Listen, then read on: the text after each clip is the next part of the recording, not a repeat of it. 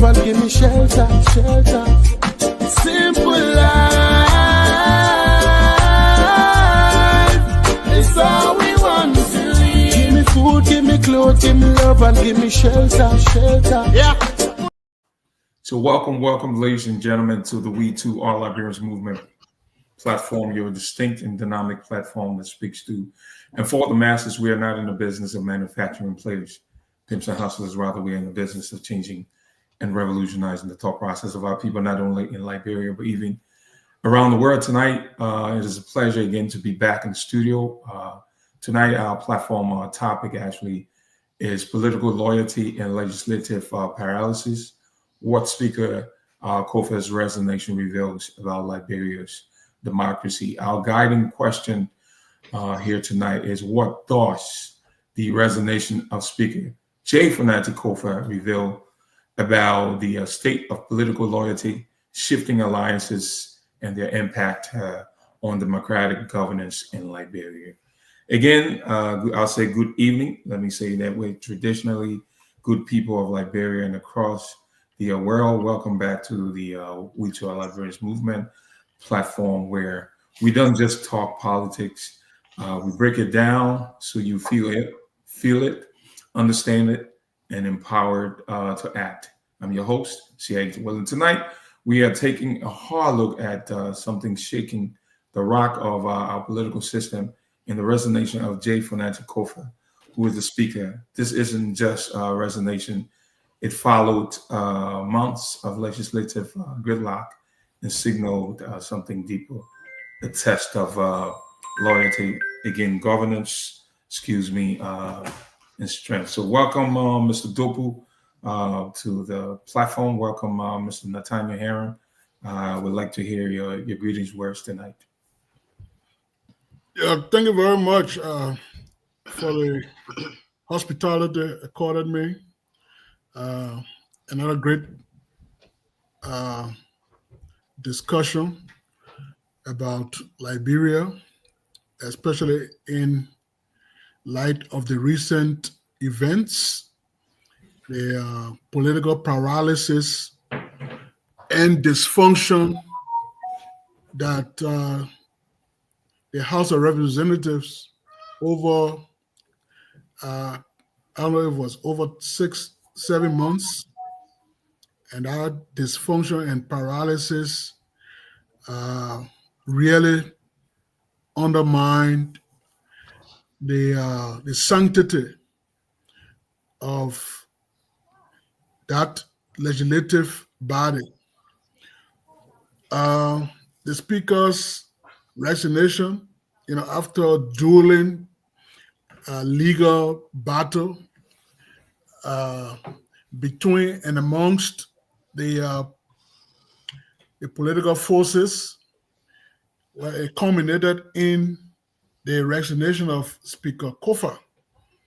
And we are back to square one.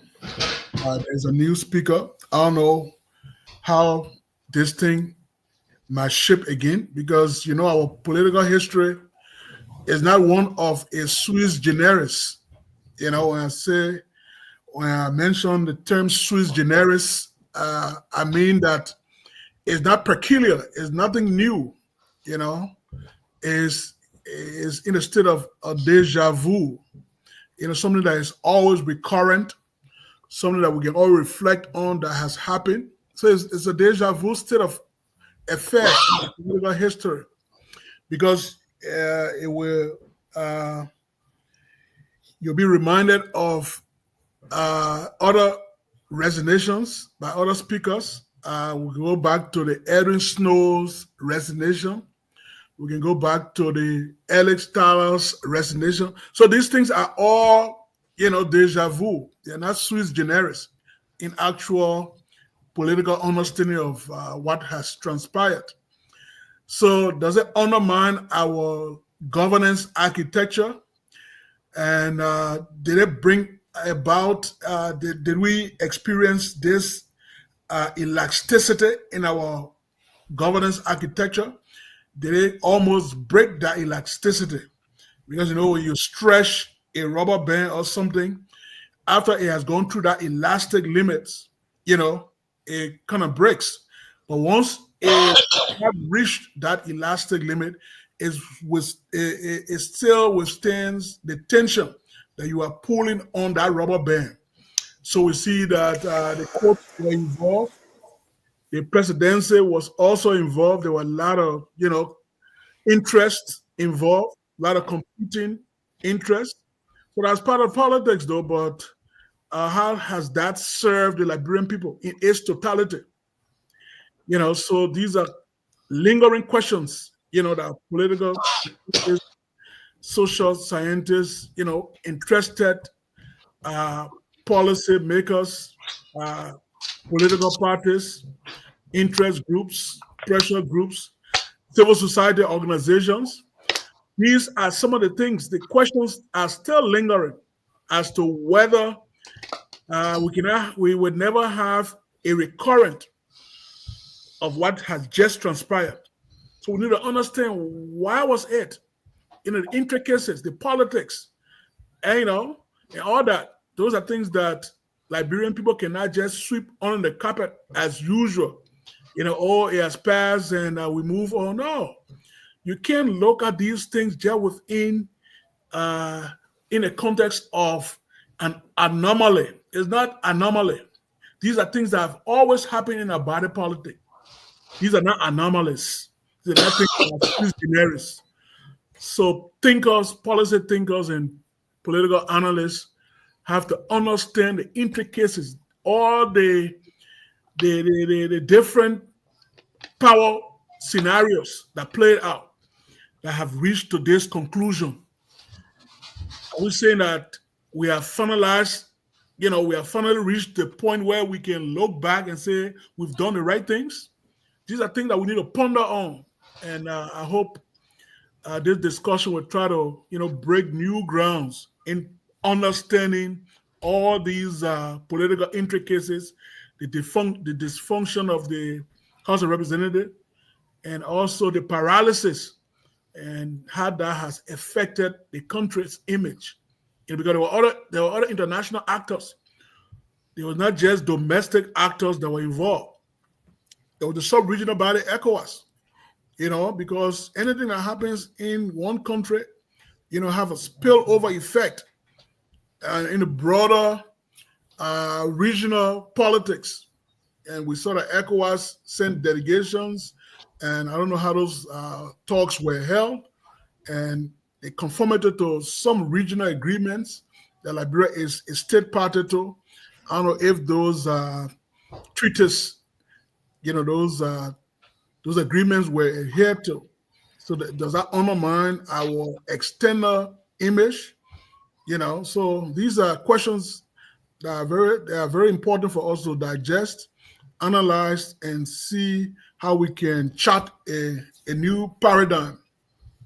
But thank you for the invitation. I'm ready for the debate or the discussion. Thank you very much, Mr. Duopu. That was pretty in depth. Thank you for that introduction again. Now we'll pivot to Mr. Nathaniel Herron. Mr. Nathaniel Herron, could you just give us your words of greetings as we delve a little bit deeper into this topic? Because we actually should have had this topic on the table last week, but because of a personal engagement, we didn't have an opportunity. So I think it's really a great opportunity and a privilege for us to talk about this. I think it's still fresh in the air. So what's your words of greetings, and then hopefully you can just give us a little bit of your perspective before we get into the topic itself. My name is Mr. Nathaniel Y. Herron, who is always right, at least about 99.9% of the time. I am profoundly honored and privileged to be on this podcast to discuss issues affecting our beloved country, Liberia. And I'm also privileged and honored to share this platform with my wonderful colleague in person, Mr. Mansfield Duopu, an astute personality from Liberia, and of course to the host himself, Mr. Ayiti Williams. The issue that has aroused in our country, Liberia, concerning our parliament is a burning issue and I don't think there have been any curative measure put in place in order to resolve the situation amicably, in order to prevent it from happening. It could be cosmetic, but I don't see any lasting impact or lasting solution in order to avoid the reoccurrence of what we just saw in recent past. So I'm happy to dive into this program, and I'm looking forward to a fruitful discussion. And to our listening audience, please share this live feed to your friends, well wishers, and the rest of it as we discuss issues impacting our country. Thank you very much, Mr. Host. See Ayiti Williams. Thank you very much, Mr. Herron. Again, so for our listening viewers, if you're joining, just tuning or joining, I'm joining by two voices, as you can hear from the movement, Mr. Mansfield Duopu, as well as Mr. Nathaniel Herron. Gentlemen, again, I want to say welcome. Always is a pleasure to be in your company. Let me start off here real simple and quick. We'll start. Our first question goes to Mr. Duopu. Mr. Duopu, first, when you first heard Speaker Kofa was stepping down, what was your first reaction? What really crossed your mind? Was it what crossed my mind was yes, because in politics there's always this adage that the end justifies the means. So there were a lot of commentaries that were made from a whole host of people in Liberia, in the diaspora, and many other talk shows and podcasts and the radio. There are a lot of commentaries, but my initial reaction was if the crisis had come to a finality, because like I said in my opening statement, there's still some lingering questions that have not been answered. There are still different pockets of the House of Representatives that have not seen their aspirations met. And we've seen it even in the new speaker's appointment of committee members. We've seen, people coming with T-shirts, different sayings on their T-shirts. And so I think the crisis is still there. We will pretend as if it is not there. We will pretend, like the normal Liberian way, we always sweep things under the carpet. But we have to understand,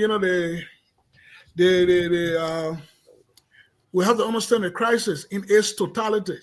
And we have to understand it in so far as what instigated it, what made it to be prolonged, why were court orders not followed.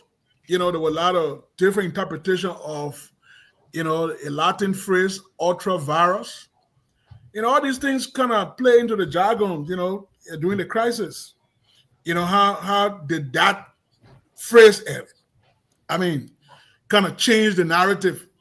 Because after that was done, I think the Supreme Court came up with a ruling, and the Minister of Justice had to give the president an interpretation of that ruling, and how there was a pivot to, the other faction, the so-called majority black. All those things, these are different political maneuverings that we have to grapple with. We have to understand who were the players, who were the actors. Why were they so interested in how, the conflict was being adjudicated in the court, even in the political arena? Because there's a difference in the court arena and in the political arena. In the court, it's all about what we call a de jure leadership. Leadership based on the law, constitution, the rule of law. And also we have to look at a de facto leadership that was based on, political alliances, majority black. So they were de facto in the sense that, as a matter of fact, they were seen as the leadership in the crisis because of the numerical disadvantage they had. So you have a de jure authority and a de facto authority. So how all these things, came to the forefront, and how were the Liberian people themselves, acting in the process? Where their representatives coming back to get their approbation? Did we have any constituency meetings as to how they should approach, the political paralysis? Because they are a delegate to the National Assembly, and they can redelegate their delegation to another agency, because a delegate cannot delegate, So I didn't see any constituency meeting. I didn't see any plebiscite. I didn't see any, authorization from the people, they represent. So, they were doing everything on their own, and how they saw fit, So we finally came to the conclusion, so-called conclusion of the crisis, as other people were postulate. We heard that, concessions were made. The speaker, some of his people in his group were ostracized. They were not getting their pay, their salaries, and other, perks. So they came to an agreement where, all those people will be paid. Even their staffers who were, taking out the payroll and all that stuff. So, all these things, all these decisions, we have to understand how these decisions were made. How they came to these agreements, And we have to understand, and we have to really be assured that we will not have, a recurrence, like Herron said, of this very conflict, because the conflict itself is not sui generis, and if a phenomenon is not sui generis, there's a likelihood for its recurrence. If a phenomenon is not sui generis, there's a likelihood for its recurrence, because what we see now is just a state of deja vu. Thank you, Mr. Duopu. Mr. Herron, before I don't know, you may have a take on Mr. Duopu's response. No, no, I'm sorry, Mr. Host. Go right ahead. I don't know, what was your first reaction when you? Well, he just spot on, and I want to give it up to Mr. Mansfield Duopu. Right on. You just spot on. Okay, so then I'm sorry. Go ahead. Then what I decided to do when this issue occurred, I reached out to a legal professional, and so I know the show should have been held last Wednesday. So on Thursday, I then reached out to him. We're talking, and he advised that this thing is done with. It's over with. Why talk about it?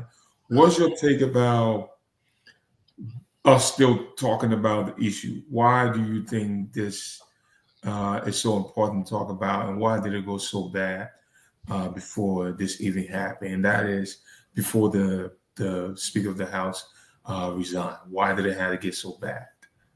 Why didn't he resign even before he got to the point where there was this big backlash and back and forth? It is vitally important that we continue to talk about this. And the reason why we should continue to talk about it, because it has not been resolved amicably. It has not been resolved to a point wherein we have a total resolution, wherein not necessarily satisfying all of the parties involved, but to not have a reoccurrence of what happened in recent past. Because there are lingering questions. You have factions within factions. I can say this for free. There are intensive hatred that has been bred in our Congress. And let me begin this podcast, or at least this discussion, by saying we have a dysfunctional Congress that is predatory on invading our own constitution and violating the rule of law in that country. For example, and correct me if I'm wrong, Mr. Host and Mr. Duopu, I think our Congress, or the House of the Legislature, I think the legislature comprises of 73 members. Now, if the legislature is comprising of 73 members, The Constitution states clearly that in order to remove a speaker, at least you should have 2/3. So if you do the math of 2/3 of 73, you're going to have just around 48.66. You don't have 0.6 human being. So you just run it up to 49 persons. It did not talk about plurality. Plurality where you have majority. And he knew it. And that's the reason why they call themselves majority black. Majority black or the plurality can be instituted in order to conduct an election, but not to remove a speaker. It saddens me that we have a bunch of lawless individuals within our Congress that we consider to be lawmakers. They have the power, or they had the power to fix their own rules. Now, the Liberian National Bar Association, LNBA, they had their own take on it. They came out with their official statement. And they said, if the Supreme Court of the Republic of Liberia rule that anything outside of the jurisdiction of the Speaker in presence of Fonati Kofa, they consider it to be illegitimate or illegal. And the embellishment and spin the LNBA put on it was, well, if you consider it to be illegal, the majority black just pass a budget. So if they pass a budget and you, Chief Justice, Her Honor, Yo, you submitted your budget. So the budget that you submitted, our Congress approved of it, the executive approved of it, and the finance ministry is about to disburse cash or funds. So will you consider that money to be illegal or your budget to be illegal? It was a rhetorical question, but it was a very smart question.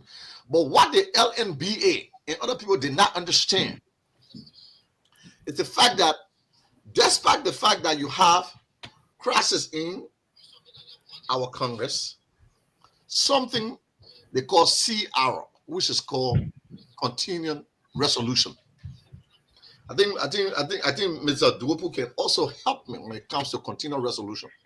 The continuing resolution, which is CR of Congress, is a temporary means of funding the government when the actual budget has not been passed for the fiscal year because of some unforeseen circumstances.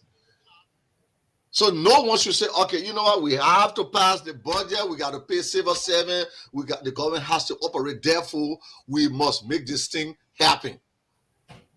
No, you don't have to make it happen. You can still be resolving it amicably and come up with a CR, which is a continual resolution where you fund the government temporarily because of the unforeseen circumstances that is occurring in the House of Parliament. So that's my take on the LNBA. I understand the politics and I understand the intricacies and caprices involved. I understand there were competing interests. The executive himself had his own interest in it. The executive should not have gotten involved in the first place. Should not have gotten involved.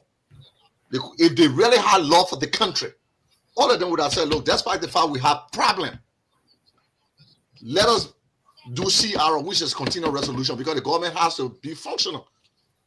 That's why I consider that Congress to be a dysfunctional Congress, predatory incursion on the rule of law. That's how I see it. But thanks be to God, at least other people have reasons to graciously concede. For example, the former Speaker Fonati Kofa, in all due respect to Mr. Richard Kuhn, our current Speaker, he resigned. I don't know under what auspices did he resign, but he did resign. But again, like what Mr. Duopu said, but the fact that he resigned kind of presupposes that he wasn't Speaker in the first place. Thank you. That would have been my follow-up. That is the difference between a de jure, political establishment and a de facto political establishment. Yeah. Yeah, I agree. Resign from what? Yeah. You say resign as Speaker? No. You cannot be something that you were not. It kind of runs counterintuitive. Thank you. So again, to Mr. Mansfield Duopu's point, we still have issues in that Congress. Intensified hatred in that Congress. Believe me. So if other people are masquerading around and saying, well, why are you guys discussing this thing? This thing is This thing has expired. There's no need. Now we have new speaker, blah, blah, blah. Brother, we're sitting on time bomb. When that thing ready to explode, it will explode at a disproportionate and exponential rate that you and I will not be able to control. So I agree with Mr. Duopu. My man, we still get issue over there. We should not pretend like everything is okay. The acrimony that existing is tough. People have been very acrimonious and very enraged and embittered. Go ahead, Mr. Host. So thank you, Mr. Nathaniel. I had a follow-up question, but I think with Mr. Duopu just getting involved, it kind of clarified my follow-up question, because the real truth is, if we had a speaker and then we went ahead, one would say it was a minority, the previous speaker that we had, then we went ahead, we brought another speaker who was from the majority bloc, because my real question to you would have been, why did he resign in the first place after the actual Speaker of the House, who I know to be Fonati Kofa, now resign, and he will go ahead and resign. So in the first place, it proved that he wasn't even the Speaker, because we resign and go back for a re-election. But anyway, that's just to tell you why this particular topic still matters. You know what I mean? It's important that we talk about it, because I went ahead and I kind of separated the show today into segments. So that would take us to our next segment, which is titled Loyalty and Leverage. So what's driving our politics in Liberia? So let's go a little bit deeper. Not only we hear political loyalty thrown around a lot, but sometimes it comes more like survival strategy, because a lot of people are trying to find a way to still be relevant. So, Mr. Mensley, having said that, what does loyalty in Liberia's or Liberian politics actually looks like these days? Is it about principles, or is it about people? Well, I don't think anything, in our politics is actually couched in ideology, political ideology. Because what is your politics if you don't have any political ideology? What is your policy? What is your value? That somebody define politics as the authoritative allocation of values. Value is anything you cherish is a value, and what is your politics based on? Ideology, what drives your politics? Sometimes we need to ask our leaders, what drives your politics? What are you in this thing for? You're serving people. You are a representative for, a group of people. They have empowered you. They have given you the legitimacy. We talk about power, authority, and legitimacy, I think a few weeks back. These are important, constructs. You've given power. That power comes with authority, and that authority brings legitimacy. So there's a de jure aspect of political governance. It's based in law. It's based in the Constitution. It's not something just, willy-nilly, you just assume setting authority to yourself. So our politics has not been driven, by ideology. Any loyalty you talk about, people shift loyalties, based on their convenience. It's not about convenience. It's about how they play the game. It's not based on actually, setting agenda to meet the unemployment, needs of the people, to meet jobs, the issue of jobs for the people, the issue of infrastructure, the issue of security. When you understand the Liberian political landscape, you just know that people are motivated by, power and wealth. Right now there are a lot of calculations how people were, seen in this conflict. What would they get at the end of the day? Everybody got paid. Everybody got paid. The Liberian people got screwed. At the end of the day, people want to sweep this under the carpet. Oh yeah, let's forget about this. We got a new speaker now, but people still discussing, what precipitated the First World War, the Second World War. History is the guidepost. If you refuse to understand history, there's a likelihood for you to repeat, some of the missteps, the pitfalls of history. history doesn't, treat you kindly because you see the history. This is something that's just happened. It's still fresh. Just Kun just took over a week or so ago. Are you telling me that the conflict is over? Are you telling me that the wounds have been healed? All the different machinations. People feel kind of enraged and embittered. Like Herron said, and that bitterness is still lingering. Have we reached the stage where we have come to a point where those in authority are legitimate? Others see them as legitimate, as not being contesting for the very power that they have sought over time. And the core issue. How can you say you're resigning and you'll be running for a position that you say you've attained legitimately? It's kind of counterintuitive, wrong, contrary to any logic. It's very illogical, But the how the politics is played. There are a lot of interest, there are a lot of moving parts. And, the layman might not understand all the moving parts. At the end of the day, people say they sign an agreement and Liberian people are just being fed, these lies. I see it as lies, But the loyalty thing, no real legitimate loyalty. People are just playing chess, It's gamesmanship, actually. They define it as gamesmanship. These are political machinations, maneuverings just for personal wealth and gain. Have Liberian people benefited from all this fracas? No. What has it brought in terms of jobs creation? People got paid. People got hefty sums. They fatten their pocketbooks, their bank accounts. Whereas there are people, kids who are not in school. There are pregnant women who cannot go to the hospital to access, maternal care. There are hospitals out of drugs. A whole host of things that the country needs. The country's external image has been battered. But people will not do a real autopsy. We don't do autopsy of our political, system. We'll do autopsy of maybe somebody died mysteriously and people calling for autopsy. But our politics needs autopsy. It needs to be dissected. What you're doing in an autopsy, in a medical examination, you dissect the body to find out, where the ailment came from, where the disease, or even if something that is traumatic or blunt force injury. Then an autopsy will reveal, what transpired in the whole process leading to that person's death. So our democracy almost died. It was resuscitated. You didn't have a DNA do not resuscitate. It was resuscitated. There was serious mouth-to-mouth resuscitation in actually reviving, our political system.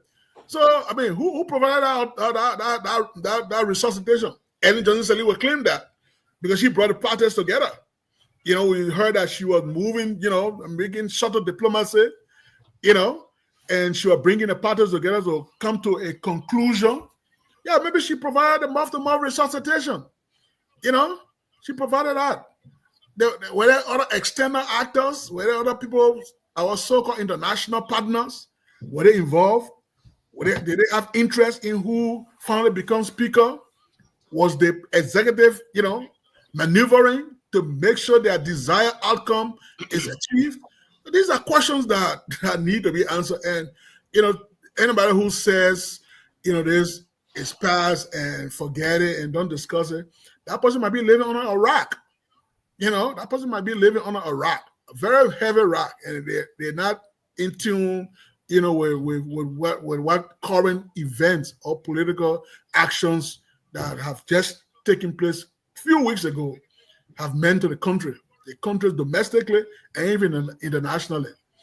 So, coming back to the whole loyalty thing, it's not based on real loyalty. It's just gamesmanship, really. So then we'll stay on loyalty and or leverage. So because I want to hear from Nathaniel Herron, because this is what actually drives our politics in Liberia and how our economy is being run, all that stuff. So then now, in your experience now, do we have a loyalty to ideas anymore? Do you think that we're now, because I know you being an intellectual or a man who comes from a background where you are more objective and things like that. Your loyalty is it skewed towards a particular group of people, or is ideological? What would you say? What's your take on that? I can say this with absolute ontological certitude. Liberia has no idea or fundamental ideological differences. We do not. Whereas in contrast to other countries like the West, they tell you, say, they are divided on ideological differences. For example, the United States of America, you have people operating from two political spectrum of the aisle. You have ultra-liberal. You have conservatism. It's all about ideas. No personality. All about ideas. Conservative ideas is just limited government, individuality, traditional value. That's conservatism. Free market. Government should not interfere. You want to say something, Mr. Williams? Yes, I want to keep you there and ask you something here. So can you give us an example, or maybe give an example? Like virtual signals, things politicians do to look loyal, even when they are not. Would you be able to give us an example? Yes. For example, I was just talking about conservatism. Then I'm going to go to progressivism. I'm telling you how other countries' politics works. It's based on ideological difference. In Liberia, there's no ideological difference. It's all about, sorry to say it, pocketing the resources of the country based upon who you consider to be a demagogue, or based upon your like for somebody. Oh, I just like the person. I mean, don't get me wrong. In politics, sometimes we have likability factor. But generally in Liberia, it's all about loyalty. I'm loyal to you because I can get this from you. I'm not loyal to you because we are aligned politically. No. First of all, people running for public office in our country, they don't even give any kind of a political manifesto or an agenda. For example, to say, look, you know what? I'm running for the presidency. The presidency, the tenure is about 6 years. In 2 years' time, I will be able to reduce unemployment by at least 2 percentage points. Since unemployment is about 92% of the country, in 2 years' time, I'll be able to reduce unemployment by 2 percentage points. It will be 90%. And the 2 percentage point in which I will reduce unemployment, this is where I'll be able to have the job creation, the mining sector, the agriculture sector. You start to put things into proper perspective and and put things into proper perspective and arrange it in a way that once you accomplish this, you go to the next step, and after the 2 years, you'll be able to give a report to the Liberian people to say, you know what? In 2 years' time, I promise you I'll reduce unemployment. You don't have anything like that. Liberia, if I want something from you, and I know very well, I see the potential of you being an elected leader, I don't care. I don't care about your political ideology. All I know, Ayiti should be who he wants to be. He will bring me in his office. I will be loyal to you. And I will be loyal to you in its entirety to the end. Now, once I am accomplished, or once I am self-fulfilled, in other words, once I've gotten what I want to get from you, I will turn you down. I will turn you over. We all saw what happened. Sorry to say it. You saw the former President Taylor, when his demise came, people that he thought was loyal to him, they abandoned him. You saw what happened to George. We have, for example, even contemporary politics right now. Friends that I talked to, they are still in disbelief of somebody like Thomas Fala. With all due respect, I don't know the congressman. I don't know who Thomas Fala. I know he's a deputy speaker now, but I don't know him personally. And Sir Joseph, I don't know him personally, but what I heard, these were people that were nothing, and George, we have brought them to prominence, and today they are falling apart, and today they are autonomous, they are independent, they can stay on their own. So when you talk about ideological a battleground in Liberia. It doesn't exist. Loyalty is just based on individuality. I will be loyal to you until I can get what I can get from you. Once I become autonomous or independent, I can stand on my own, then I can challenge your authority. Unlike places like America, where you have liberalism, talk about, providing for everybody, using the national resources, even though other people call it socialism. Conservatives would tell you, say, oh, the Democratic Party, because the Democratic Party is associated with liberalism. They are liberals. They're not too hard. They're not too hard on people finding ways and means or improving themselves. Instead, liberalism or the Democratic Party, the mindset is like government should help, because everybody does not have the same opportunity to strive for higher heights. Some people need help. Some people need assistance. So it is the responsibility of the government to provide that enabling environment. For example, you have Head Start. These are all democratic programs. You got a single parent, a single mom with 2 or 3 kids. Can you imagine? She works at McDonald's. She has 2 jobs. Just imagine, maybe her rent on an apartment, maybe it costs around $1,200. She averages just around maybe $10, $15 an hour. She has 2 kids. Those children, they are minors. Some of them, some of those kids are infants. And you have to carry the kid to daycare. The daycare per week in some state and in some jurisdiction or some county, daycare per week is about $300 per week. Now she averages just around $1,000 every 2 weeks. So she averages around $2,000 per month.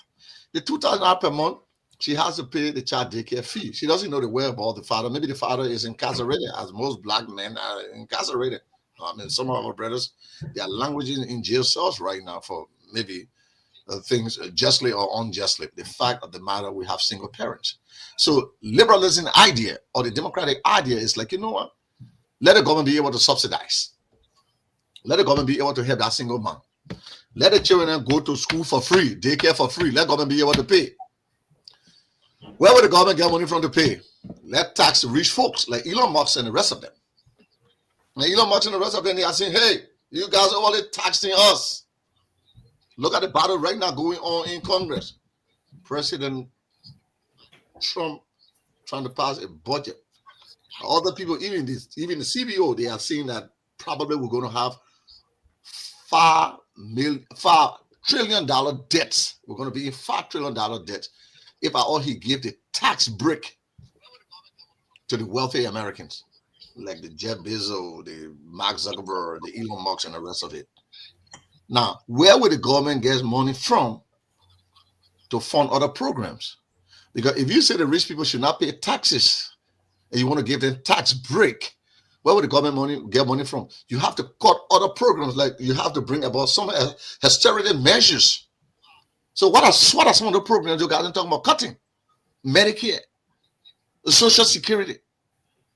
Are you serious? Head Start program, Meals on Wheels for kids. Because you I know all in the schools around here, the government provide food for our kids. My wife don't provide lunch, or we don't provide lunch when the children go in Liberia. We do lunch kit. We have a kit. Your wife or somebody in the house will fix the sandwich and put it there and put water and dinner and close the lunch kit and give it to the kid. In the United States, they don't do it because they provide that. Well, you don't have anything like that in Liberia. No idea. I want to be loyal to you because of what I can get from you. So it has nothing to do with idea. It's all about loyalty. Thank you very much, Mr. Herron, for that response. For those of you who are just tuning, you're watching the We2r Liberians Movement platform, your platform that speaks to and for the masses. Our topic today is basically political loyalty and legislative paralysis. The Speaker Kofa's resignation, what it reveals, his resignation, what it reveals about Liberia's democracy. So let's switch gear a little bit and talk about the real guardians of our democracy. Herron, you strike some very good points there. You can see exactly why. And I like that you created those pictures so that we'd be able to see because that's the essence of the discourse here. But what I want us to switch to now, we see, like I said, our institutions. The House went month without direction. The Supreme Court had to step in. So, Mr. Duopu, do you think the institutional breakdown here in the legislature was inevitable, or was it somehow avoidable? Well, I think it was contrived, It was contrived by powerful interests who wanted to see certain outcomes, And when these things are done for very selfish reasons, it affects democratic governance, because our democracy is as strong as our willingness to respect the rule of law, because the rule of law is sine qua non. It's non-negotiable in democratic governance. If you don't have that, you don't have a democracy. You have a dictatorship, because democracy is not the prettiest in governance, in a governance system, but it assures that even where you have majority rule, but there's also what they call minorities' rights, because it's a check and balance thing. Is if you have people just kind of parlaying themselves and putting themselves at the mercy of others and not standing their grounds and not basing what they do in terms of their values. We'll come back to the word values. What they believe in, their personal philosophy about why are they, in public leadership. They won't really care, how things play out. What they will just be interested in is their personal aggrandizement. Because a dog-eat-dog war is government has always been used as this piggy bag, where people can siphon money for their personal gains. People can get there, maneuver the system and enrich themselves, overnight. And there'll be no accountability, And it has happened historically in our country. The political elites have always kind of contrived. You think the majority black and people in the so-called rule of law black, you think they were not talking? Yeah. The bourgeois class always talk, even if they have different, ideological construct. Even in the United States, where you have liberals and conservatives, but the bourgeois class, that controls that, philosophical construct, they all communicate. They are conservative billionaires who support, conservatives, undertakings. They are liberal billionaires who support liberal undertakings. But the very billionaires, they talk about their business, they talk about how to kind of entrench themselves, perpetuate their wealth. Yeah, it's devoid of that political construct. It's all about their bottom line. So even in Liberia, those on the different flanks, they were talking, my man. At the end of the day, we got something to divide. we got envelopes to move around. Yeah. That is the contrived notion of our politics. People contrive things. It's not for the public interest. It's not for the public good. So when we look at what just transpired, we heard that, an agreement was reached. People were paid their, back pay or whatever you want to call it, their benefits, those are luxuries. Liberian people were not giving, that luxury. They didn't enjoy that luxury in terms of, maybe tax breaks for paying taxes. They don't have that luxury that the political elites have. So the political elites up there, they contrive these things. They come to an agreement that they will work this thing. The Liberian people will get exhausted. We have a short attention span. That's one bad thing about our country, our society. We have very short attention span. We are not interested in, digging, things and understanding these things from a different dimension, different polemical viewpoint. No, don't talk about it. Somebody said, don't discuss that thing. We pass it. Have we really passed it? Is it really sui generis? It's not a sui generis. It still lingers on, even as far back as the Edwin Snow dethronement. What caused Edwin Snow to be dethroned? What was the role of the executive? Early, the machinations. Have we forgotten? These are deja vu. These are deja vu constructs. So if we are not careful, the possibility for it to reoccur is likely. It might not be these actors, but the new actors. They will see the precedent. They will see the history.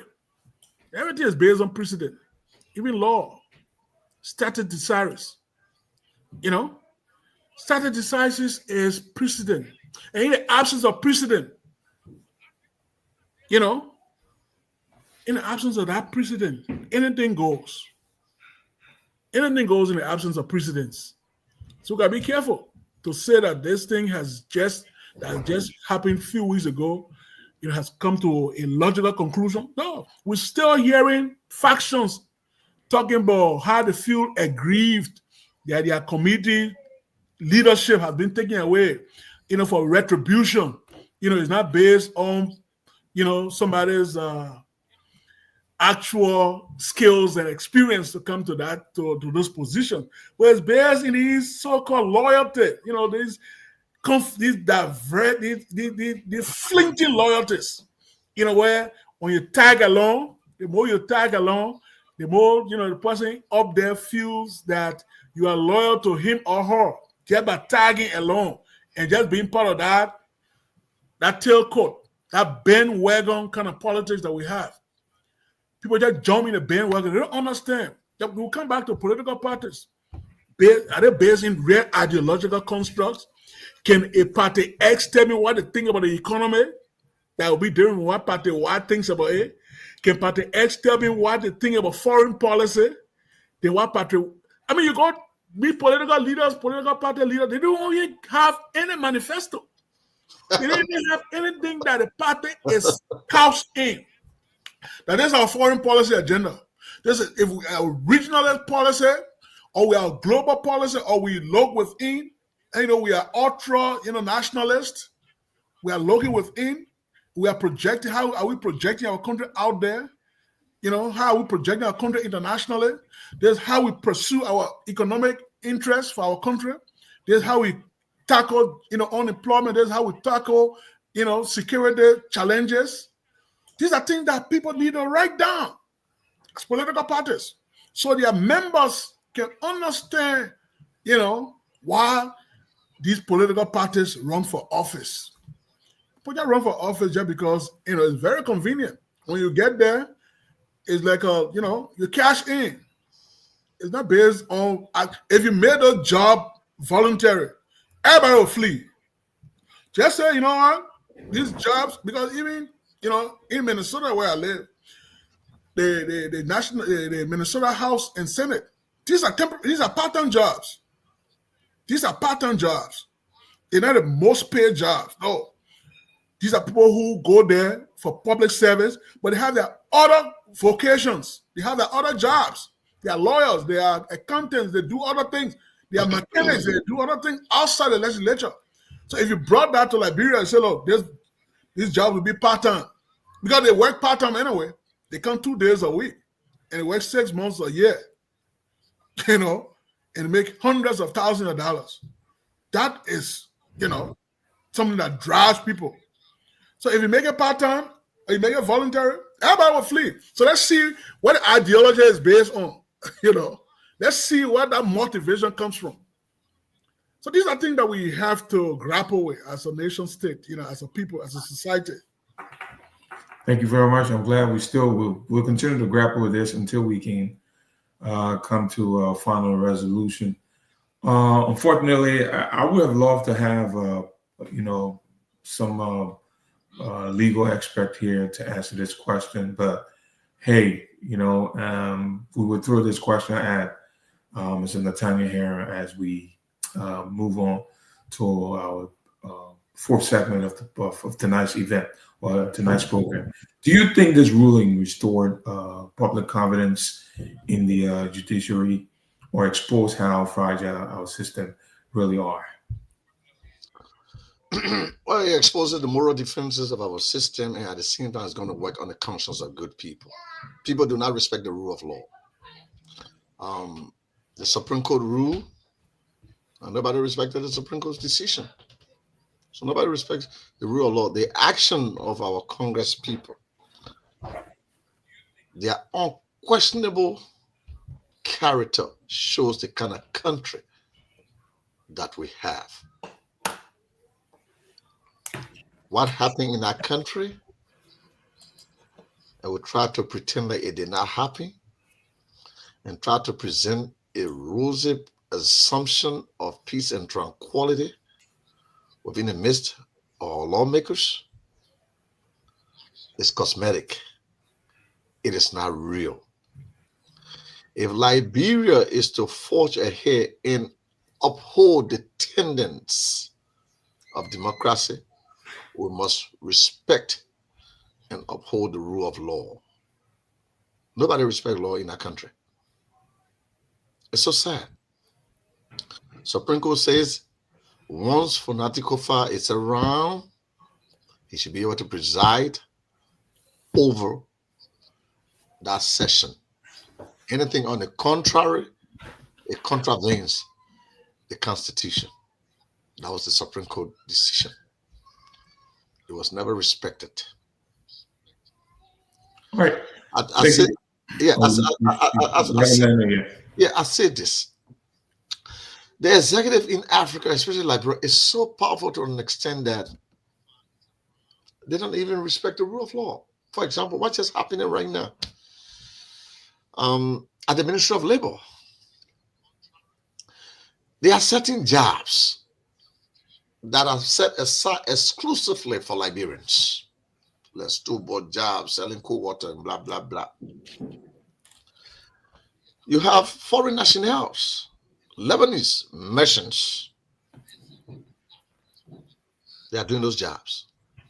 And where are they getting a permit from to allow them to work legally in Liberia? But Mr. Herron, I had a follow-up question to your response. Okay, and I know you're making a salient point. Because what's going on now, we're asking for reform. So what's one reform that you believe must come out of this whole fracas? Something concrete, not just talk. What would you say? Like I always said, and I will enslave myself to this idea. While it is true that we believe that changes start from anywhere, anybody, especially from the bottom up. I will give an example to Barack Obama, a community organizer. That does not hold in all extenuating circumstances, especially when it comes to Liberia. Changes start from the top. I repeat, changes start from the top in Liberia. If we talk about real reform in that country, it needs to start from the president. I'm from a military background, we say all shit rolls downhill. Once it starts from up, it will be descended all the way down and passed down. It will go through the chain. So if we talk about proper reform, the president will have to set a national agenda. We have to respect the rule of law. We have to pay people well.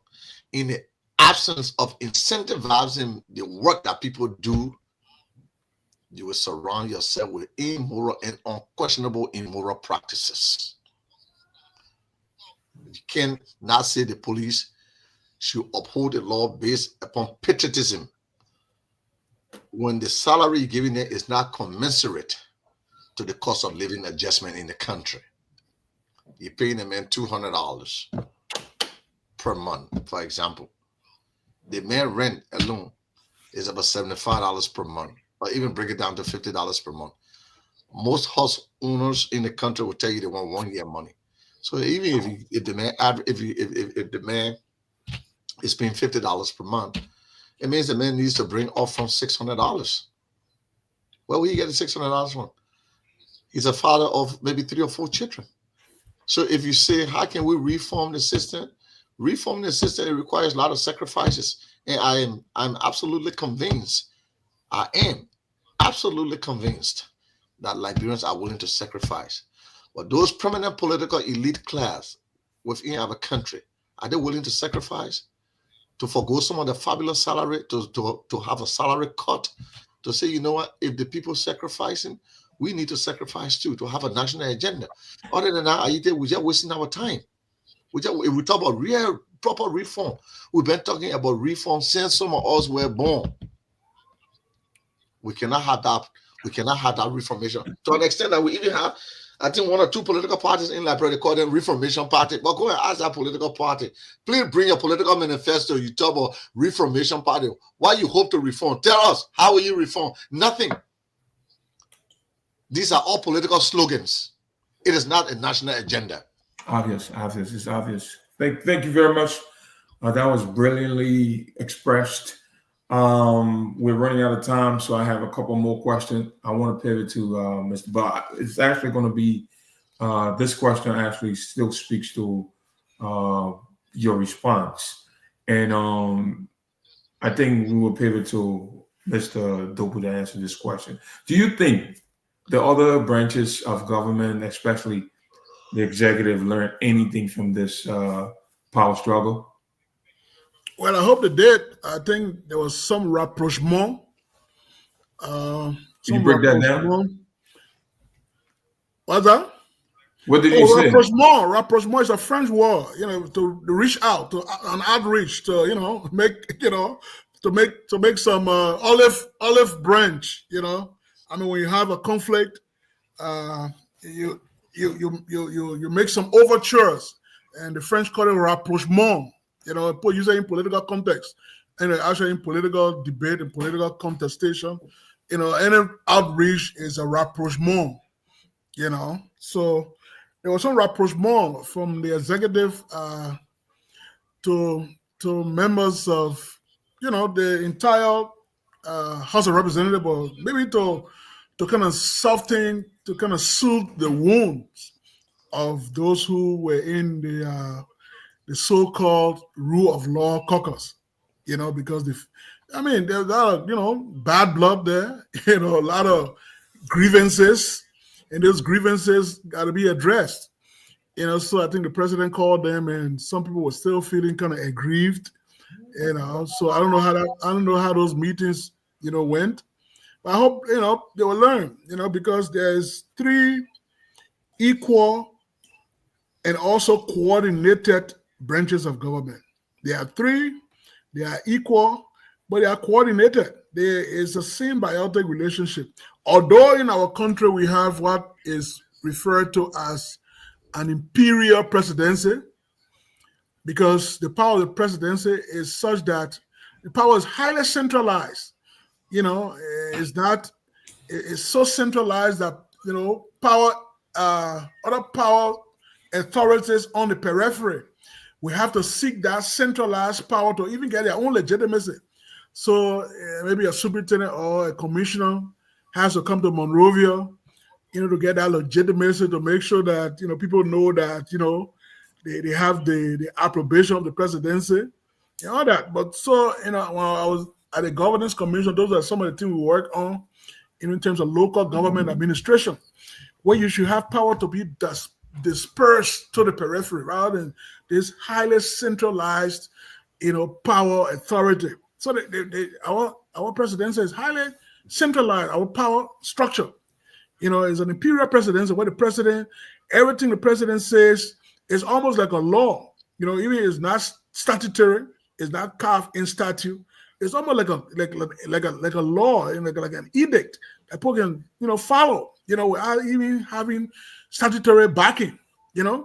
So even the judiciary, because there are a lot of misgivings about how the judiciary functions in Liberia. From the lowest courts, the what they call the justices of the peace courts, the course of first instant, all the way to the Supreme Court. There are a lot to be desired.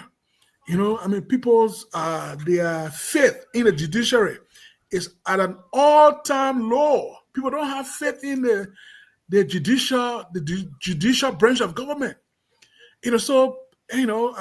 Party litigants, especially people who don't have the means, they don't have faith. They don't have a shot in a very transparent legal setting.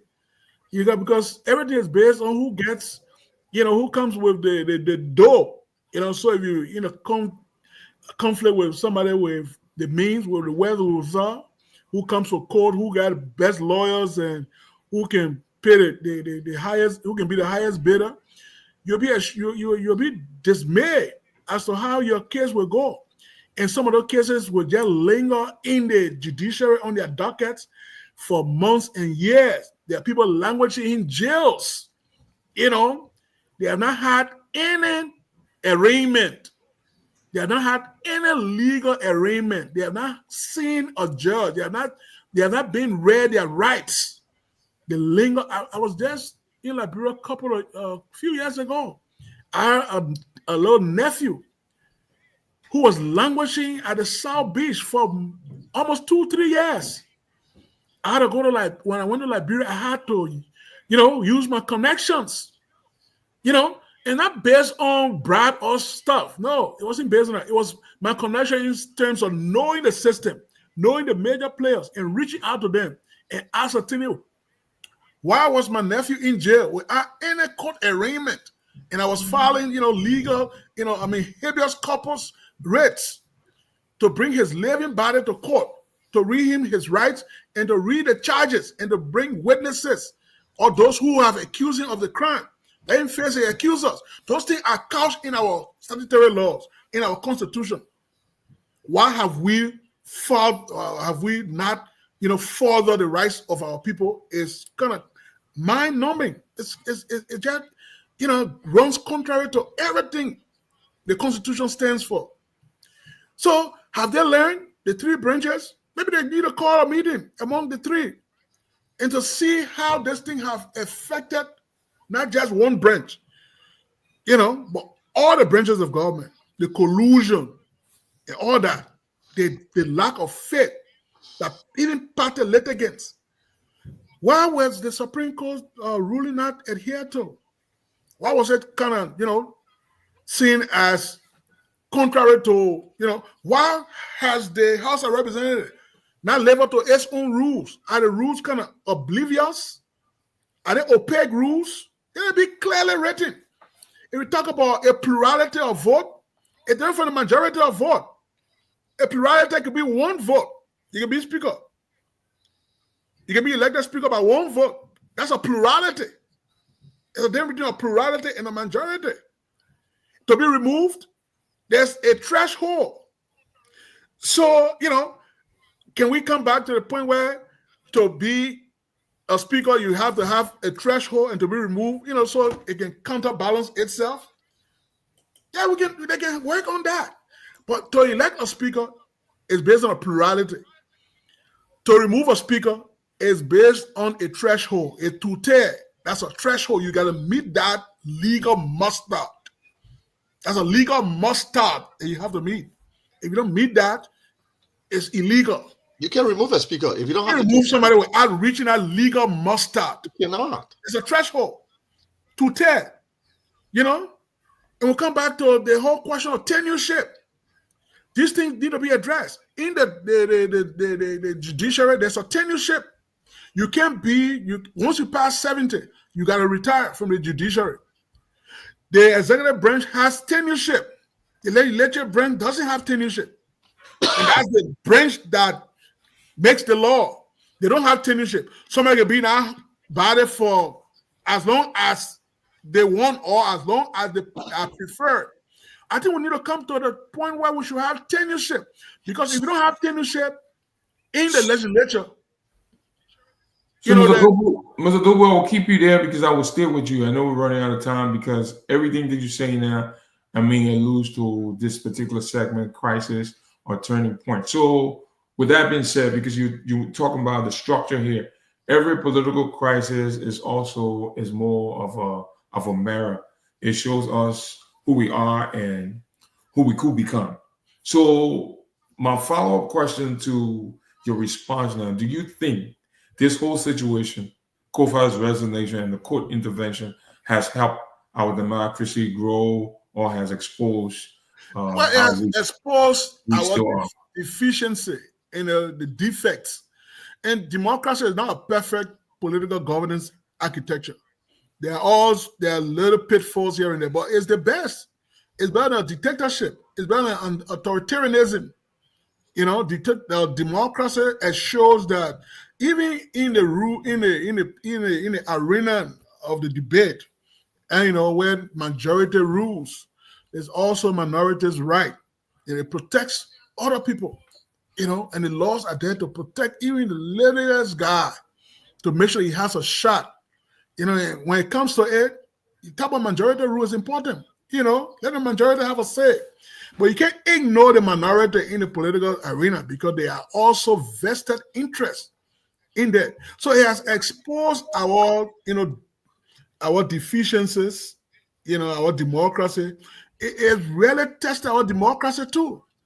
Because the tension in society, people were forming, groups of march on the House of Representatives, to bring back civility. Because people want predictability, want stability in their government. All these things hamper the economy. Nobody gonna put their money in Liberia in the midst of this dysfunction and paralysis, because they look at the House of they look at legislature as the rule-making body, the body that makes the law. So you can bring an investment, and that investment is not being protected, because you're signing concession agreements, signing contracts, and those contracts have to be fulfilled through the legal mechanism, through legal instruments. So you have a legislature that is in a state of dysfunction and paralysis. Nobody's going to put money in Liberia to invest. Nobody's going to bring jobs for our people, because these people already got jobs. They got jobs that they work 2 days a week for 6 months a year. They go on this so-called agricultural break without even planting one cassava. Who questions them? Have their constituencies questioned them? You go on an agricultural break for 6 months and you don't even have a garden, and you take all these so-called county development fund and you build some thatch house and say it costs $100,000. So where's the accountability here? What is the role of civil society? We've not talked about that. What's the role of civil society in this whole debate? I think Herron briefly talked about the Liberian National Bar Association. Why did they take a position they took? It will allow blowback, even internally, to allow blowback from people within the bar. And they say the bar, the president of the bar, has a political agenda. The bar should be that institution, legal luminaries. People can go to dissect these things, to give some interpretation and meaning to the legal phraseologies. So different interest groups in the country, were they contriving to, were they compromised? We didn't hear about all these interest groups coming on, having a united stand, because they are also part of the body politic. Not just political parties, but interest groups, pressure groups, professional bodies. Because the politics is in a chamber. It's almost like an echo chamber. We are all part of the ecosystem. Politics is like an ecosystem. A lot of different competing interests colliding, and there has to be a way to mitigate all those, different factions and what they bring to the table and their grievances and all that. There has to be mechanism to deal with those grievances. What democracy is about. It doesn't happen in any other form of government. And the courts are at the epicenter in any democratic society, because they're where conflicts are resolved. Even if you feel aggrieved, if you think the ruling is not something that favors you, you have to respect it. You have to respect it, especially from the Supreme Court, the final arbiter. of any legal determination. So if we can respect the court, and the court itself is seen as a party to the conflict, we are in dangerous times, Ayiti. We are in troubled times. And if we are not careful, this could run us afar domestically and internationally. Domestically with the people, because the people are not being, their interests have not been served. All these things have just served personal aggrandizement. People have enriched themselves over the very conflict that just happened. You know how much people got on the tables? How they enrich themselves, all the machinations, people being bribed here and there, people enrich themselves. They don't go back to the constituency and say, look, let's have a meeting. There's a conflict at a job you send me to. You guys send me to this job. There's a conflict there. You guys are the people who are served. How do we approach this thing? What do you think should be my vote? How do you think I should carry myself? No. But they joined different factions without coming back to the people who delegated that power to them. They delegated them to themselves, that delegation. And you are delegate, you cannot delegate. So I'd like to come in on that note. Now talking about people, we should take us to maybe I'll step into the last segment that talks about people power. What can citizens do? So for our viewers, just before we transition, topic for today is political loyalty and legislative paralysis. What Speaker Kofa's resignation reveals about Liberia's democracy. And so this would take us to Herron, who started out talking about leadership coming from the head down to, I guess, the very ordinary people. As we all know, democracy isn't just a spectator sport. And tonight's, we would say, show is not just about Speaker Kofa, it's about us as a people. So my question to you, Mr. Herron, what can everyday Liberians do to make sure we are not in the same situation again 6 months from now? Well, the situation in Liberia is a complete quagmire, that I can tell you. We have more nightclubs, more entertainment centers than schools in the country. Can you imagine that? You're asking what can citizens do? The citizens themselves, vast majority of our people are uneducated. I spoke earlier about civic society or civil society. These are all part of the tenets of democracy, journalism, newspaper, the rule of law, respect for people, human rights, and the rest of it.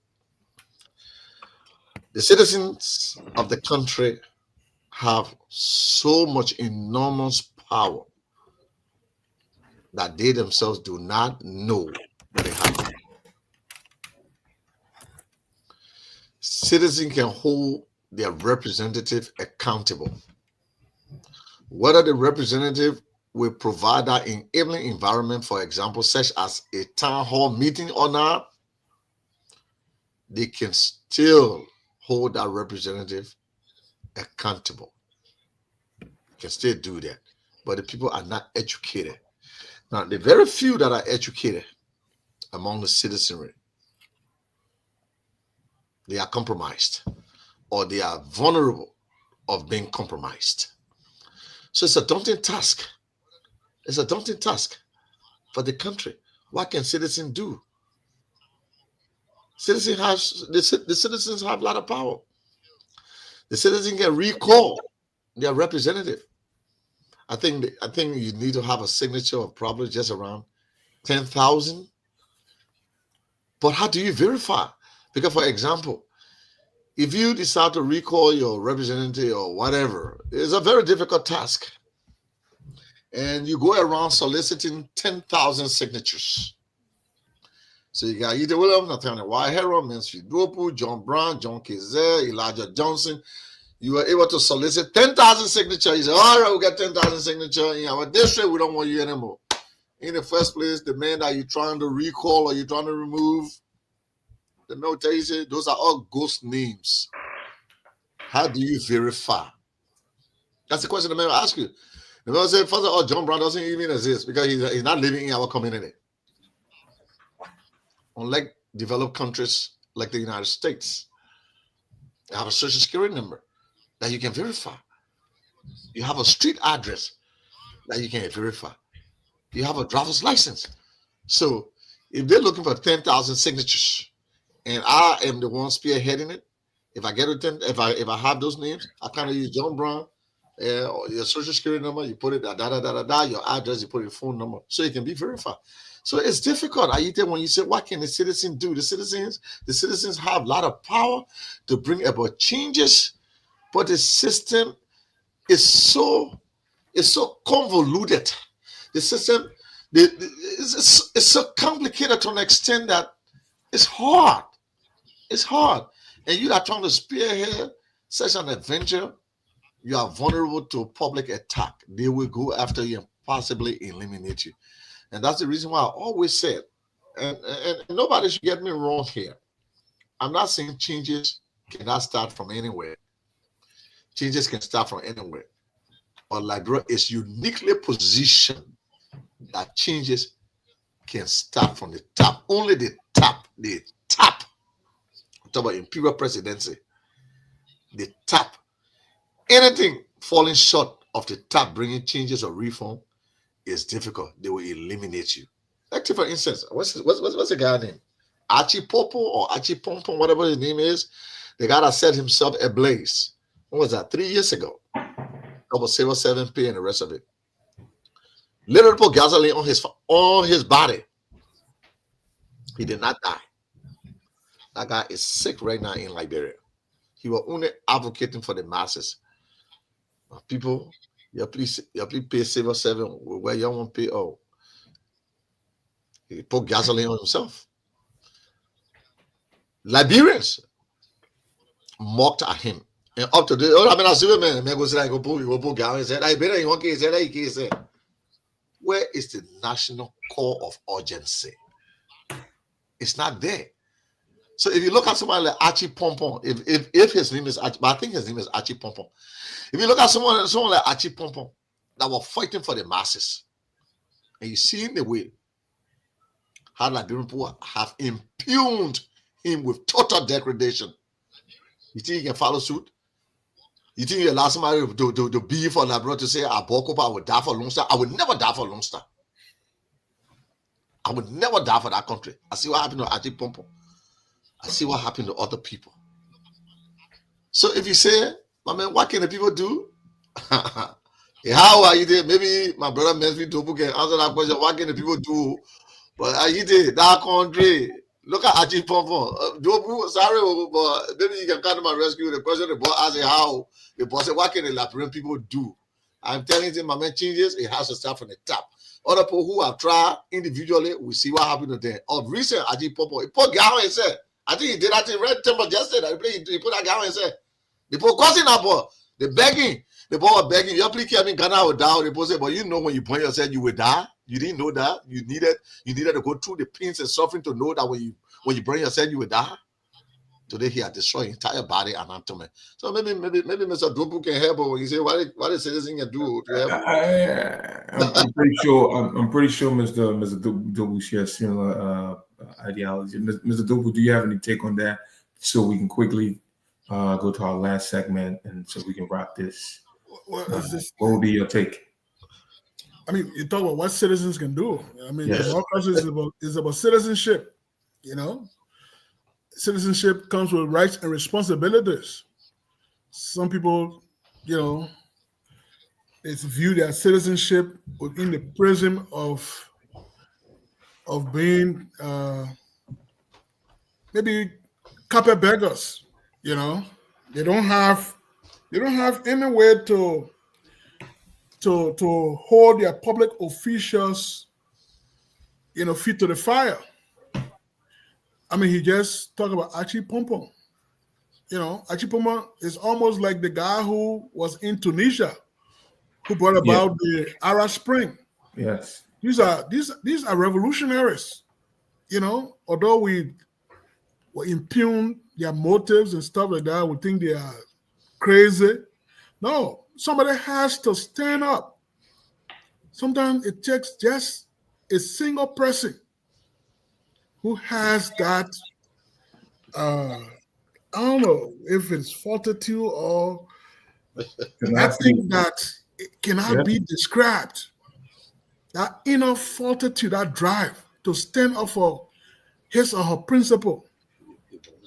It's not a virtue signal as if they are better than other people. They could be that one lone, person who wants to get the headlines. No. Those people suffer. Achipoma, like he said, most of his anatomy, has suffered the burn, the scars. That's a scar that he carries for the whole country. Yes. Those scars represent the scars. He suffered nothing in that country. In Bokonjire, people in Zozo, people in Vonjima, in other parts of Liberia that are also carrying those scars every day of inequalities, of the lack of social amenities. The scars is not physical. Sometimes the scars not physical. It's emotional scars. The whole thing of social exclusion. Those are scars people bear. People not having their kids going to school, to have access to education, to have a leg up in life. Those are scars, national scars. So Achipompo is just, a macrocosm of the national scar, that national hurt that the country is feeling. And some of our leaders, they really don't care because they use that to perpetuate themselves in power. They don't care. They don't care. Comes power, comes prestige, comes money, comes access, and you get solidified. Even the people who are around you who are not even part of your social cycle, they even come to they are even resigned to the fact that there might be a divine anointment of this person. This person, he needs to be our leader. He should be our leader because they got everything. We don't have anything. They guy should actually be the guy. He kind of embodies our aspiration. So the people have a big role to play. It comes with social consciousness. Yes. The people cannot do this in isolation to social consciousness. And Herron talk about change coming from the top. Yeah, in our society, that's why people felt kind of disappointed with somebody like Ellen Johnson Sirleaf, who we thought would have put this country on the right track, on a trajectory. But when it came there, the political elites, like we always say, and these things have been theorized, in books about Liberia. The rise of autocracy by Emma Sawyer, Growth of Art Development, read about Claude Ake, and other people who wrote about Liberia. These things are part of our history. So if those people who say, they forget about Speaker Kofa resignation, but what's about, our history? It's based on the history. These people in modernity are doing the very thing because, in the past, when you do such a thing, nothing comes out of it. So history always serves as their guidepost. You're walking in a big forest, you need a lamp. That's history. The lamp is a symbol of history. It's a reflection. It's a mirror. So the people have a role to play to hold their public officials to account. And sometimes the people themselves are their own worst enemy. They collude because somebody gave you a little crumbs. Somebody making over 2,000% of what you're making. You're making $200. That man is getting over $12,000, $13,000, $14,000. You see the social divide? You see the widening of the social divide And that has been perpetuated by the political class over our history. It's not just these guys today. No, there's a pattern of leadership because we don't have institutions. They are not being strengthened. We don't have that enlightenment. We bring these things to the public arena. People will jeer at you. Like Herron rightly stated. People impugn your motive. And motive is something that, it's hard to gauge. What's your motive? What am I doing anything for? Albert Pope did it. Our history. The late Albert Pope. He challenged the political establishment by just being a pamphleteer, using pamphlets. Tuan Red did it. Tuan Red, Councillor Tuan Red, the late Tuan Red. Duopu did it. Tipote. In the past, in our recent history, other people have come on the forefront to take that mantle, but they have not been backed by the population. In all the other countries where you have this charismatic figure who will come to the public arena and that person will be backed by the public. That person will be backed, giving public support. We don't have that in Liberia. You stand up now carrying the banner, beginning you own your own. On your own. The very people who you're fighting for. Hey, my man. How will he?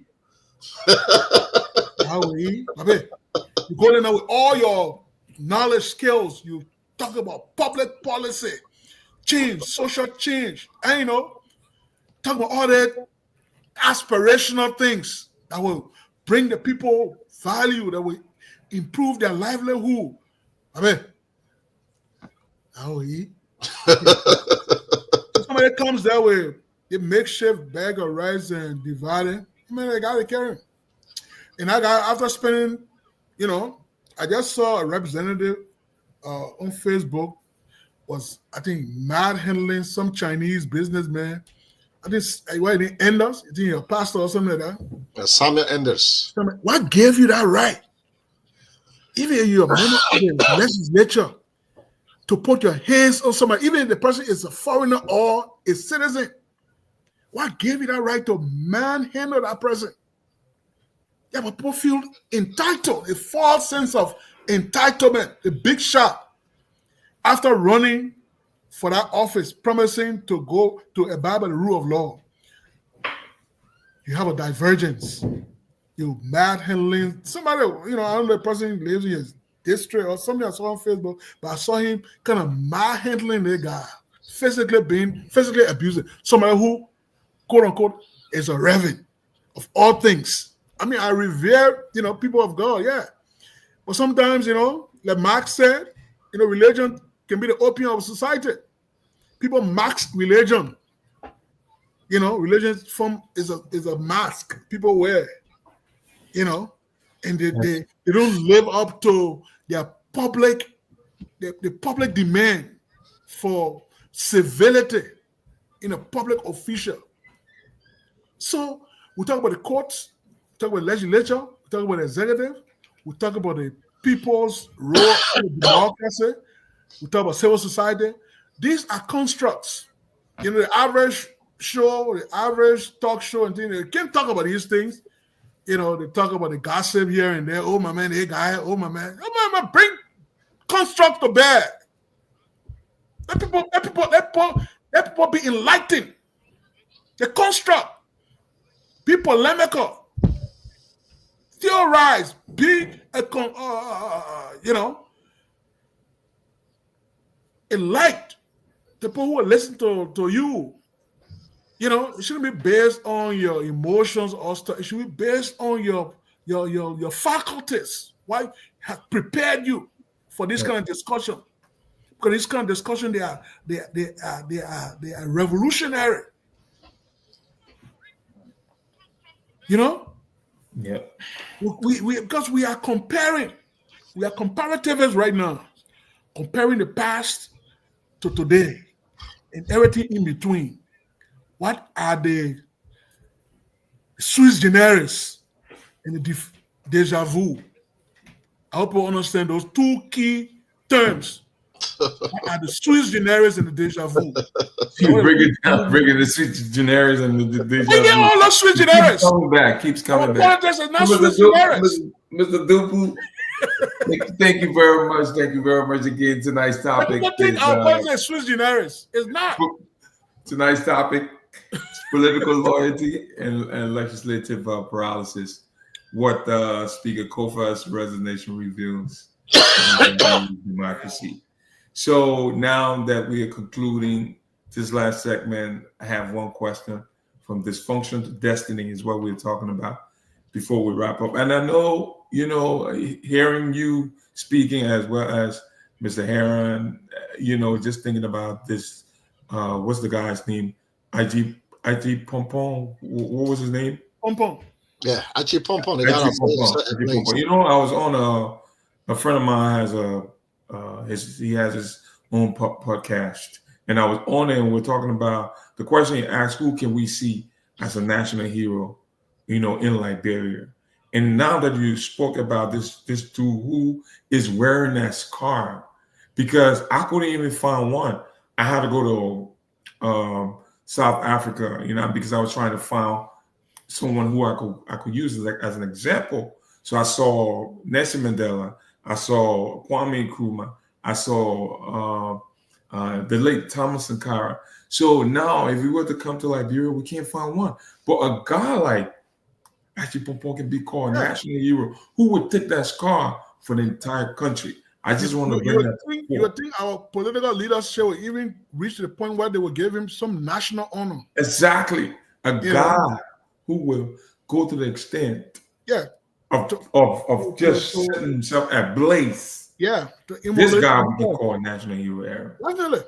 So then, having said that, let's just transition real quick here from dysfunction to destiny now before we wrap up. I want to ask each of you to reflect. And just like we just said here, we've talked about dysfunction, we've talked about betrayal, but now let's talk about destiny. In one sentence, this will go to the both of you, maybe individually. How do we rise from this moment? How does Liberia move forward stronger? I'll start with Mr. Herron. There should be a national agenda. And that national agenda cannot and should not be set by one individual. It should be set by the entire citizenry of the country. We have always had conferences all across the country. People were assembled in places like Bangabon County, and they would come up with whatever documentation in order to move the country forward. For example, the draft constitution, the revised constitution of 1984 to that of 1985, and the rest of it. So what I would suggest that we do, let us task each county with the responsibility of coming up with a national agenda. For example, the superintendent of that county, along with the representatives of that county, and the 2 senators of that county, we should come up with a national agenda, how to move the country forward. So if we all do that, they come up with their own public policy formulation document. We have about 13 political subdivisions of the country, or 13 counties of the country. So each county comprises of 2 senators and not a specific number of representatives, because it's based upon the population of your county. So if you have more people in the county, you'll be able to produce more representatives. Obviously, Monserrato and Nima County are going to produce more representatives. So the superintendent, not only the members of Congress, not only the 2 senators and the representatives, but along with the county superintendent. Now, under the county superintendent, you have what you talk about county development. I mean, like really, there's something called county development funds, FUNDS, wherein they infuse that into the national budget. Like I think Montserrat County has probably around 18 districts. So each district going to have their own county development fund. And that county development fund is going to trickle down to district development fund, something like that. You have 18 districts within Montserrat County. So my idea here is you have all of the representatives from a specific county, along with the superintendent and the county development council. We all sit and come up with a national agenda. So once you have each county producing all of these people that I talk about, you have something like a conference, a national conference. Let's say places like Buchanan City, Grand Bassa County. Let it go sit down and put it together. And once they put it together, then you have a revisionary board, somebody that will go and review whatever national agenda they have put together. Once they complete that, then it goes to our Congress for adoption. Now, obviously, the buck stops at the president's desk. The president can go through it, peruse it, and sign it into law. And that will be the national agenda. But it should not be the executive alone setting a national agenda of the country. It's not going to work. Let all 13 counties, then including the 13 counties, you can bring expatriates, qualified Liberians from the diaspora. You can also extend it to the Americas and Liberians all over the world. The various Liberian chapters we have, like the the Liberian Association in Pennsylvania and Minnesota, charge all of them, but they should all work under the auspices of ULA. Those ones that are in the Americas, they should work under the auspices of ULA. That would be a litmus test of national unity. Again, I can say this, it will be very difficult because just the various Liberian Association in the various states to work under the auspices of ULA to come up with a national agenda, heaven knows will come up. There will be big hell of a noise. The president may say, "Mameno got them from Minnesota." They just think they know all. The guy from Minnesota will say, "Mameno got them from South Dakota." They just think they know all. That's why I say they should work under the auspices of ULA. If they come up with a national agenda, then the 13 counties come up with a national agenda. They all can assemble in place that Buchanan, Grand Bassa County, or Tapeta, Nima County, or normally these things always occur in Obanga County and Monrovia, Montserrat County, or Buchanan, Grand Bassa. But they can choose any kind of a city. It should be a 2-year plan. If we do that way, we have total involvement of the entire citizenry of the country. There will be no excuse. There will be no excuse because you elected those 2 senators. They don't want to put in the national agenda together. So you're part of it. The representative of that county, you elected them. Arguably, you can say, but I didn't elect the superintendent. Okay, that's fine. But let's look at the district council. The district council, yeah, there are people living in the community. Now your community chairman. They all comprise of the district council. So I think that's the way forward. That's the way I see it. So that we'll just quickly pivot to Mr. That was your closing remark. We'll pivot to Mr. Duopu to give us his perspective. Well, you talk about how, we've talked about all these things, all the pitfalls, and how we can attain our destiny, right? Yes. As a country. It's very important. That's a very, very interesting question. Just giving it a thought and identifying the destiny. How a country can approach its destiny. It's a very complex and sometimes some people think it's kind of subjective process, depending on which part of the spectrum you sit. Because I think it is intertwined with the country's history, its politics, and other factors, its culture, and what that country seeks domestically and globally. Because you can remove the external factor of a country's destiny because we're part of the global economy. We trade with other countries. Other countries, trade with us. We have multinational corporations, and we also have relationship with multilateral lending institutions like the African Development Bank, the World Bank, the IMF. So these are, institutions that are also part of our body politic. We can't ignore their influence and their reach.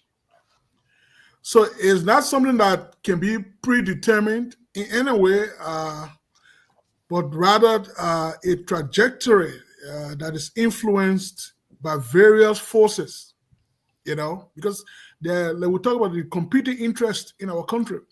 We just talk about the national legislature, especially the House of Representatives. These are forces that are influenced internally and externally, are forces that are motivated by different things, And one way to understand a country's potential in terms of its destiny, a country like Liberia, I believe is to analyze Liberia's strength and its weaknesses. If we fail to do that, we'll not be doing justice to identifying what can Liberia do to reach its destiny, because it can be very subjective, like I said earlier. So we have to analyze Liberia's strength and its weaknesses. For example, what are the resources that Liberia has that makes it unique? What are the resources? Historically, we've relied on our iron ore that supplied the global economy after the Second World War, especially in the shipbuilding industry of America and Europe. Those ores were used to build ships, to build armaments, submarines, and other stuff were built because we provided the global economy with that iron ore. And we've seen over the years that natural resource has been depleted. And our iron ore has lost some values because there are other things people are using now as alternative resources. So is that a strength that we had? Yes. Today is still a strength. It might not be. We have to consider that our country's natural resources. Do we have fertile land that we can plant our own food and not depend on, food supplies from other countries? That we can maintain our foreign exchange, we can maintain our credit worthiness as a country, and have money for our country in other, in international banks. We look at our country's geography, how Liberia is geographically located in terms of its strength and weakness. Because we're doing this in terms of policy analysis now. We're not just doing it out of our, minds. What is Liberia's strategic geographic relevance to the global community? Liberia was used as a launching pad in the Second World War that had to build the Rabas International Airport. That was a military garrison. It was not intended to be an airport. It was a launching pad that Allies troops would come and refill to attack Northern Africa. Where's our seashore?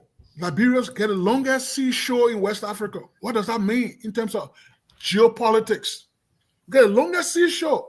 We may not be the biggest country, but we get the longest seashore than Nigeria, as big as Nigeria is, Ghana, Ivory Coast. We have the longest shoreline in West Africa. That gave us geographic relevance in terms of our seashore, in terms of our ability to do international maritime navigation and all that. Then we come to our infrastructure. We talk about growth without development. Liberia experienced real economic growth in the 40s, 50s, and 60s because of the resources we had that we were shipping to the rest of the world. We were getting a lot of foreign exchange. People were coming to Liberia in droves. We had all the airlines. Liberia was used as a hub back in the days. All the international airlines, from Lufthansa, Swiss Air, you can name it. Monrovia will be that hub. If you were coming to these countries from Africa, especially West Africa, you had to go through Monrovia. Somebody has taken that from us today. We have lost that in terms of geopolitics. And infrastructure development. Do we have infrastructure development? Are we aspiring to have, we talk about these small feeder roads, 10 miles here, 10 kilometers, like maybe the British would say. People salivating in that new argument in town. Whose project, right? Herron? Project? Yeah, which government get a project? Yeah. Now we are government project, but can you imagine this? The simpleton that will become simpletons. Okay, man, feeder rules. Very small-minded people we've become. Some little 20 mile, 30 mile road, there's no real, engineering. It's just some pavement. There's no, like, in other countries where you have exits, you have overpass. They don't want overpass in Liberia. That's why going to Hotel Africa. Right now, people have built in our circumference. Where the beauty, where people get black factories. They get shanty towns. Those are government properties now. Over the years, nobody has done anything for it. Then you talk about our destiny. Ayiti, you talk about how our country can aspire to that destiny. Okay, even maintain infrastructure. Look at the Hotel Africa. It's in ruins. Look at the United Conference Center that hosted in 1979 OU conference. I was a little boy standing on the street seeing the African leaders shuttling to the United Conference Center. It brought national pride. We're at the apogee of international relations. Our diplomacy was strong. People were coming to us to resolve their internal crisis. We could effect international relations, international diplomacy. Our country was in the midst of global affairs. Nothing was happening in a global arena without Liberia's presence and its influence, with making sure the UN that we see today came to fruition after the League of Nations. Liberia was a founding member. Liberia was helping other countries gain independence. We're not a frontline state in Southern Africa, but we are a frontline state in terms of our diplomacy. We're giving our diplomatic covering to those revolutionary leaders in the frontline states, like the Kaundas of the world, the Joe Slovo of the world, the Oliver Tambo of the world. People use Liberia passports. Our diplomacy. Have we lost that? Yes. Our passport now is a wretched passport because it has been compromised by criminal gangs. So we've lost all these things. Are you there? The question that question evokes, emotions. If you see me emotional, you should know that question evokes emotion. We've lost that. Our culture and our values. We've lost everything. Our cultural values. We were so united as a country. Although there were features, there were those skirmishes, tribal, sentimentalities. There were tribal privileges that other people enjoy because of their tribal affiliation. Now they want to forget about their tribal privileges they enjoyed. And then they think that today now that things have been equalized, they have been left behind. But they forgot to know that there were tribal privileges, just as there's, the white privileges in America. In certain places, white people, they have access. But people of color don't have access. And we want to equalize these things. They say, we don't believe in DEI. But there are DEI in Liberia. Yeah. So understanding the historical context, Ayiti, is very important. And I will do on the We2r, show. the historical context, because we won't say these things just as laymen. And, we are scholars, we are public intellectuals. So we have to reflect on our past events. Now we just had this fracas, just had the paralysis, this dysfunction. Somebody wants us to just sweep that under the rug. As recent as it is, that people have a short memory.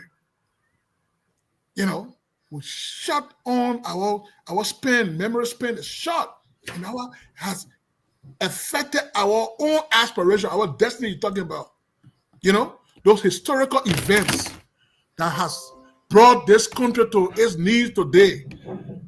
And the leadership question we talk about, Ayiti, our foreign policy, our leadership question, the dysfunction in the three branches of government. They're not coordinated. They at each other's throat.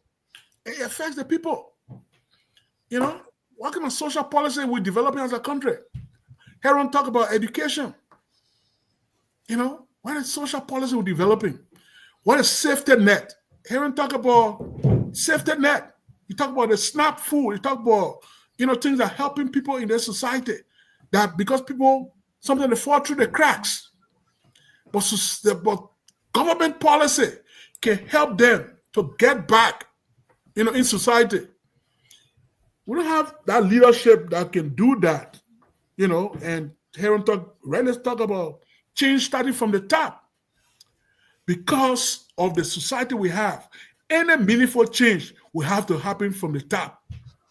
Any meaningful change. Right on. Spot on, brother. If that change, somebody from... You can only get this on a We2r. That's right. Yes. In the global economy, we're part of the global economy. We are part of the global economy. What is our balance of trade? There's a political economy now we're coming to. What is our balance of payment? Are we still waiting for, the IMF World Bank just gave $50 million to supplement everybody salivating? And come on now, Botswana. The IMF want to go there to check on their books. Say, yeah, you guys are doing the right thing. You guys, fiscal and monetary policy in line. Your country is progressing. You're experiencing growth in your GDP. Political economy. But small $50 million. We all over the place. We're praising the other minister. Come on. These are armchair experts that come to your country. These are not the top notch. These are middle level people that come and sign these agreements, and they want you to believe that they are working on your behalf. That's not national leadership.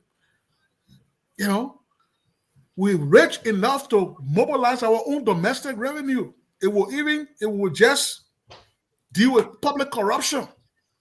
The $50 million that you said, suspended, and everybody was crying like, bro, you found that $50 million easily in a crisis. People got rich. See, so these are the duality of phenomena we talk about. These are the dualities of phenomena on the social spectrum. A country is poor in terms of its projection internationally, but it's also rich in terms of its domestic, public corruption that somebody can even go. So the democracy sometimes, it can be manifest. The destiny we talk about, it can be manifest in different conceptual frameworks, So, that question is very evocative. It evokes a lot of passion, and it could be another topic for another day, really. Yes. It can be. It's so grandiose. Yeah, it's grandiose. In terms of its impact and its, relevance to our national development. So I will stop here, and I would like to thank you for hosting this show. You're doing a very good job, a very masterful job. I've seen you're rich, especially in the wake of the recent elections of the guy in the Derby area of Philadelphia. I've seen your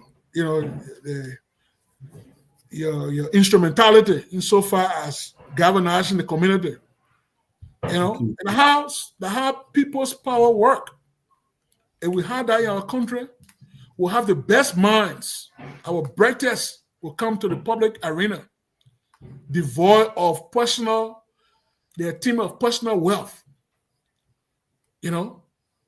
Because public service is not where you get rich.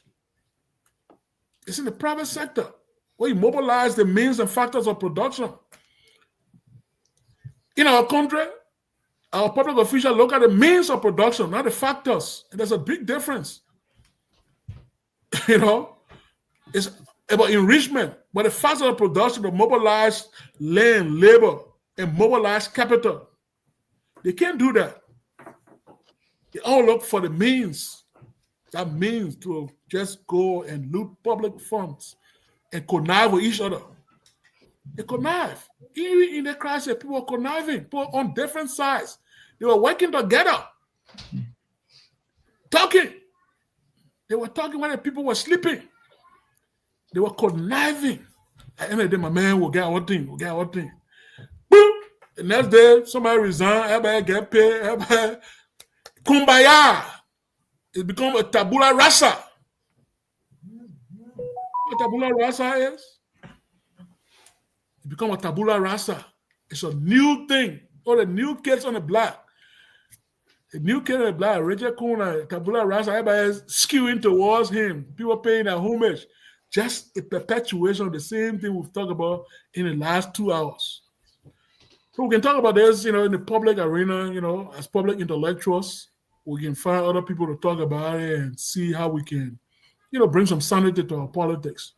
So thank you, and thank Brother Herron, for the engagement.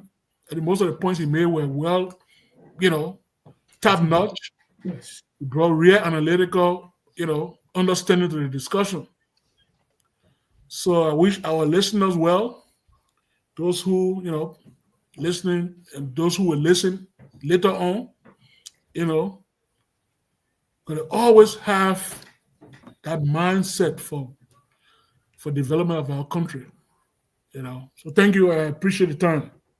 Thank you very much to you both for sharing time and space on this platform. Well said.